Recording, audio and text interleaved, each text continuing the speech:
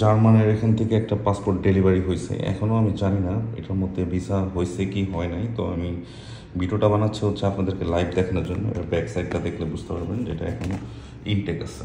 এই প্যাকেটটা ছিললে আর হচ্ছে আপনি প্যাকিং করা যায় না, আপনারা জানেন। এটা যেখানে নাম দেওয়া ছিল ক্লায়েন্টের নাম আমি ডিলিট কলম দিয়ে কেটে দিছি যাতে পাবলিক না হয়। তো আমি এটা ওপেন করতেছি আপনাদের সামনেই।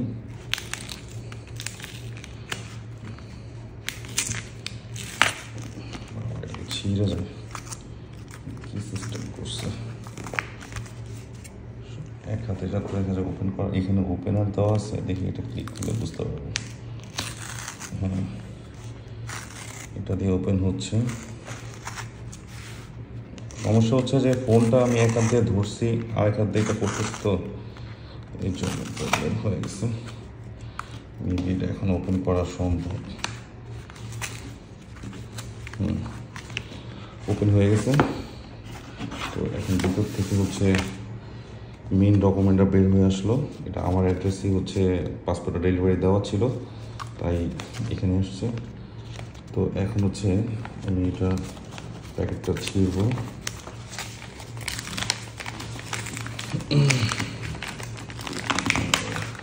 কি হার্ড করে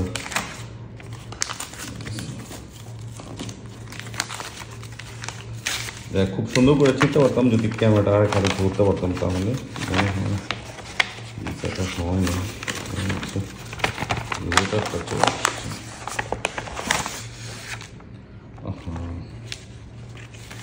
ভিসাটা দেয়নি, ভিসাটা হচ্ছে রিপোর্ট লেটার চলে আসছে।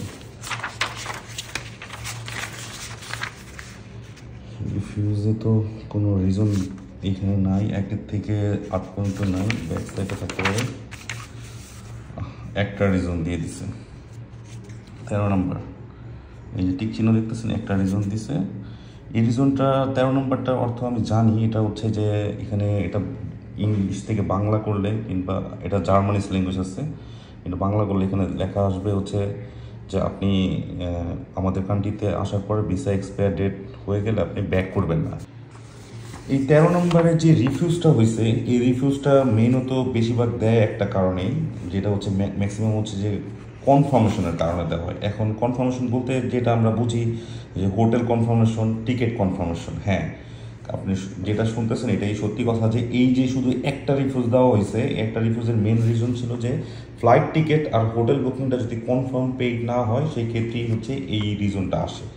কারণ হচ্ছে এর আগেও আমি যেই একটা ভিসা রিফিউজ আসছিলো ওর সব কিছুই কনফার্ম ছিল, শুধু হচ্ছে ফ্লাইট টিকিটটা কনফার্ম ছিল না। মানে হচ্ছে এদের চেকলিস্টে আপনার লেখা আছে যে হচ্ছে আপনার রিজার্ভেশন দেওয়া লাগবে, কিন্তু তাদের যে মেন অ্যাপ্লিকেশন ফর্ম, যেখানে দেখবেন যে 7টা পেজ আছে, ওই মেন অ্যাপ্লিকেশন ফর্মের মধ্যে দেখবেন যে টিক চিহ্ন দেওয়ার জায়গা আছে, ওইখানে লেখা আছে অ্যাডভান্স ট্রান্সপোর্ট পেড। মানে ওইখানে ওই জিনিসটা ক্লিক করে দিলে তখন হচ্ছে এই রিজনটা আসার একটা চান্স থাকে না। মানে তারপরেও যে ভিসা যে আপনি 100% পাবেন যে কনফার্ম পেড করলে, এরকম না ব্যাপারটা।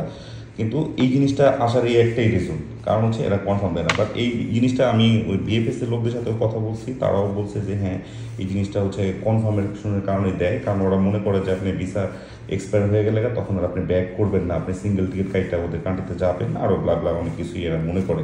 এমনিতেই বাঙালি পাসপোর্টে অনেক দুর্বল ভিসা আসে সেনজেনের।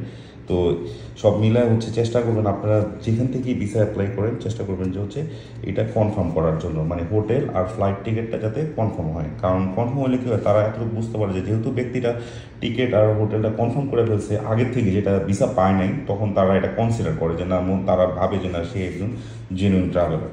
হ্যাঁ, এই ভিসাটা কিন্তু আরেকবার অ্যাপ্লাই করলে ভিসাটা চলে আসবে, কিন্তু তাদের রুলস অনুযায়ী মিনিমাম 3 মান্থ থেকে 6 মাস ওয়েট করতে হয়। মানে তারা চায় না যে সাথে সাথে হচ্ছে আপনি অ্যাপ্লাই করেন, তাহলে তারা মনে করে যে আপনি এগ্রেসিভলি অ্যাপ্লাই করছেন। মানে এগ্রেসিভলি তো আসলে কোনো কিছুই ওরা পছন্দ করে না। তো চেষ্টা করবেন যে ভিসাটা প্রপার টাইম পিরিয়ড মেনটেন করে অ্যাপ্লাই করার জন্য। 3 মাস পরেও করেন, সমস্যা নেই। বাট আপনি যদি জার্মানি অ্যাগেন এই ভিসাটা জার্মানিতে যেহেতু রিফিউজ করছে, জার্মানি অ্যাগেন অ্যাপ্লাই করলে আপনি এই ভিসাটা পাওয়ার চান্স থাকবে 80 থেকে 90%। মানে আপনি যেই টাইমে অ্যাপ্লাই করেন, ওদের ভিসার ইস্যু কম থাকলেও তারা তখন ভিসাটা দিয়ে দেয়। তারা তখন বুঝতে পারে যে আপনি ডকুমেন্ট সব কিছু ঠিকঠাক করে আপলোড করছেন, মানে অ্যাপ্লাই করছেন, সেই ক্ষেত্রে ভিসাটা পাওয়ার চান্স বেড়ে যায়। তো ভিউয়ার্স, আর ভিডিওটা বড় করবো না, দেখা হবে নতুন কোনো ভিডিওতে। আল্লাহ হাফিজ।